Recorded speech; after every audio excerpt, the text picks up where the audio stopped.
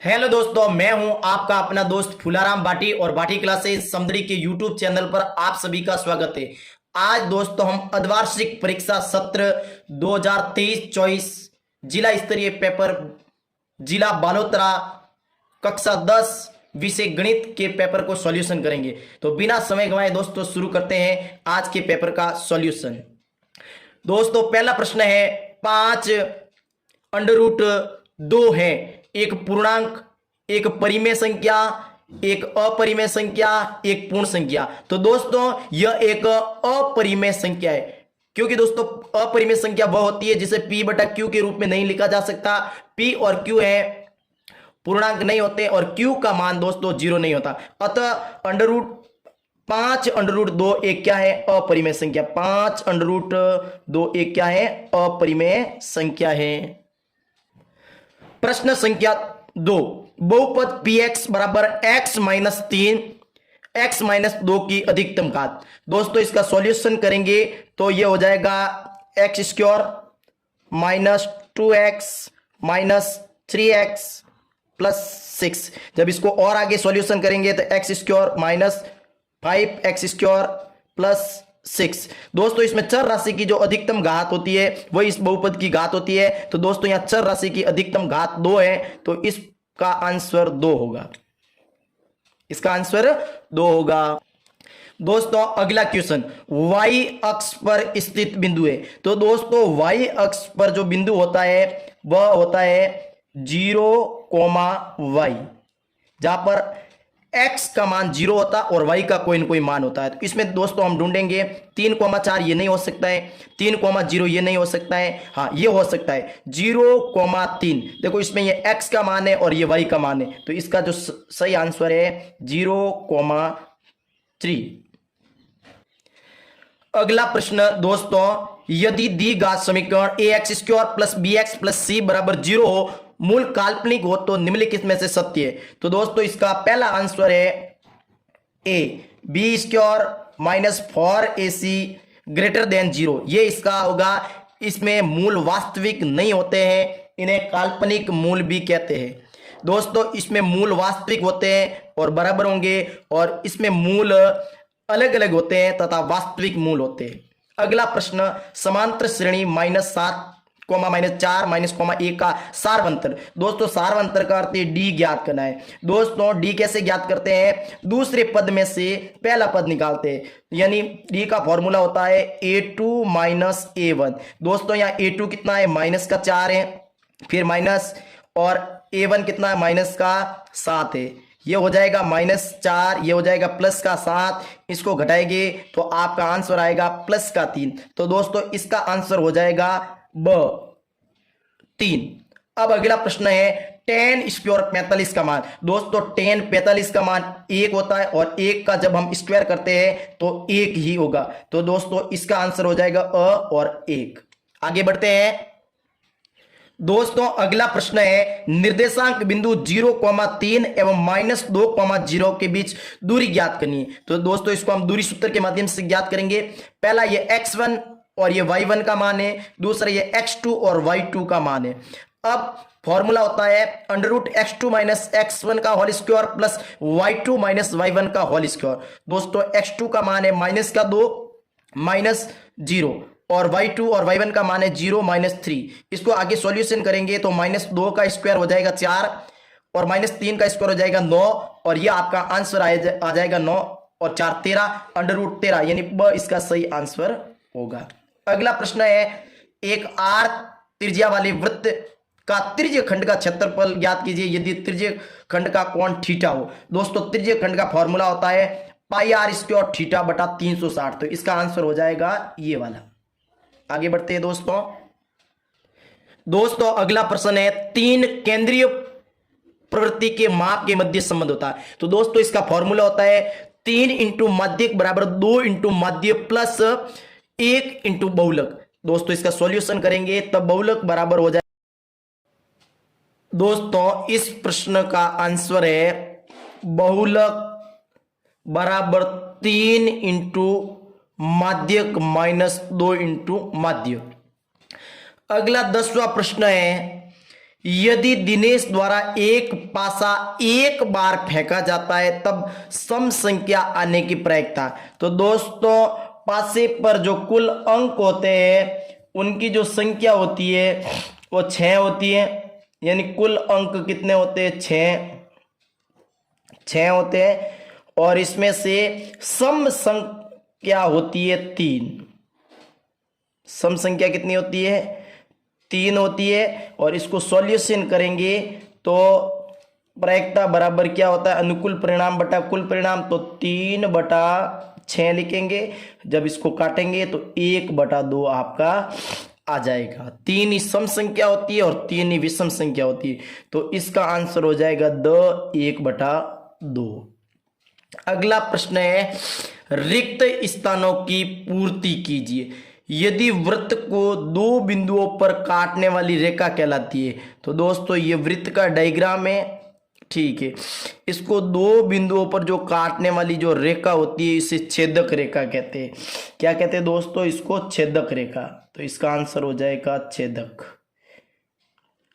वृत्त को 2 बिंदुओं पर काटने वाली रेखा होती है छेदक रेखा। दूसरी खाली जगह है कि बिंदु 7, -2 की कोटि है। तो दोस्तों जो पहला x का मान होता है और दूसरा y का मान होता है। तो x वाले मान होता है वो 7 होता है और -2 होता है वो y का, सॉरी ये 7 होता है x का मान और कॉमा ये दूसरे वाला होता है y का मान। तो इससे बोलते भुज और इसे बोलते कोटि है। तो इसकी कोटि होगी -2। अगला, यदि एक सिक्के को यादृच्छिक रूप से उछाला जाता है तो चित्त बोलते हैं दोस्तों हेड को। हेड आने की प्रायिकता होगी। अब दोस्तों एक सिक्का उछाला जाता है तो जो कुल परिणाम होंगे वो होंगे 2। और ये बोल रहा है एक चित्त आने की प्रायिकता, तो आपके अनुकूल परिणाम 1 ही होगा। तो ये हो जाएगा 1/2। तो अनुकूल परिणाम की प्रायिकता कितनी होगी? 1/2। दोस्तों अगला प्रश्न है, एक ठोस बेलन का वक्र पृष्ठीय क्षेत्रफल। तो बेलन का वक्र पृष्ठीय क्षेत्रफल होता है 2πr/h। बेलन का वक्र पृष्ठीय क्षेत्रफल होता है 2πr/h। अगला है दोस्तों sine square 90 degree plus cos square 90 degree का मान कितना हो? तो साइन 90 का मान 1 होता है, 1 का स्क्वायर करेंगे, प्लस कॉस 90 का जो मान है दोस्तों 0 होता है, इसका भी स्क्वायर करेंगे, 0 का स्क्वायर 0 होता है, यानी इसका आंसर 1 रहेगा। क्या रहेगा? 1। अगला प्रश्न करते हैं अभी दोस्तों। प्रश्न का अगला सॉल्यूशन करते हैं। यह है दोस्तों एक छठा प्रश्न है, एक द्विघात बहुपद ज्ञात कीजिए जिसके शून्यांकों का योग एवं शून्यांकों का गुणनफल 1/4 और -1/4 है। दोस्तों इसका मैंने पहले से सॉल्यूशन कर रखा है ताकि आपका ज्यादा समय व्यतीत न हो। देखिए दोस्तों किस प्रकार करेंगे ये मैं आपको समझा देता हूं। दोस्तों इसको देखेंगे आप, ये रहा इसका सॉल्यूशन। 6 नंबर प्रश्न। तो दोस्तों इसमें क्या होगा, देखिए कि दिया है शून्यांकों का योग तो हमें 1/4 दिया है और शून्यांकों का गुणनफल है वो -1/4 दिया गया। अब दोस्तों हम कैसे ज्ञात करेंगे? देखिए इसका फॉर्मूला होता है k कोष्टक x² माइनस शून्यांकों का योग इंटू x प्लस शून्यांकों का गुणनफल। अब दोस्तों अब देखेंगे क्या होता है, ये इसका पूरा फॉर्मूला है। अब देखो k की जगह हमने k रखा, x² की जगह x² रखा, शून्यांकों का जो योग है 1/4 है ये हमने रखा, इंटू x जो आपका सूत्र में दिया वो हमने रखा, प्लस शून्यांकों का गुणनफल -1/4 दिया हुआ है। अब दोस्तों इस पूरे पद को एक समान करने के लिए हम 4 से इसको गुणा करते हैं। तो यहाँ 4 से गुणा किया तो 4x² माइनस ये 4 से ऊपर गुणा हो जाएगा तो 4/4 हो जाएगा और 1 रहेगा और 1 को x से गुणा करेंगे x रहेगा। अब ये 4 है, इसको 1 से गुणा करेंगे 4 रहेगा, ठीक है, 4 से 4 कट जाएगा और माइनस रहेगा। और के आप सभी जानते हैं कि ये अचर राशि है। अब दोस्तों अगला प्रश्न देखिए 7वां, समांतर श्रेणी। समांतर श्रेणी -10, -8, -6 का छठा पद ज्ञात करना है। तो दोस्तों इसको ज्ञात करने के लिए आप देखेंगे, ये रहा दोस्तों, हमें a बराबर -10 दिया हुआ है, d बराबर a2 -a1 हम ज्ञात करेंगे। a2 का मान -8 है, माइनस का माइनस लिखा, और a1 का -10 है। जब माइनस का 8, ये माइनस माइनस प्लस हो गया, 10 हो गया, और इसको घटा दिया तो d का मान 2 हो गया। अब हम इसका सूत्र लगाएंगे, an बराबर a plus n minus 1 into D. a का मान -10 दिया हुआ है, प्लस n छठा पद बोला इसलिए 6 - 1 कर देंगे, और d हमने अभी ज्ञात किया 2 है। जब दोस्तों इसका सॉल्यूशन करेंगे तो आपका आंसर 0 आएगा, यानी इसका छठा पद कितना होगा, 0।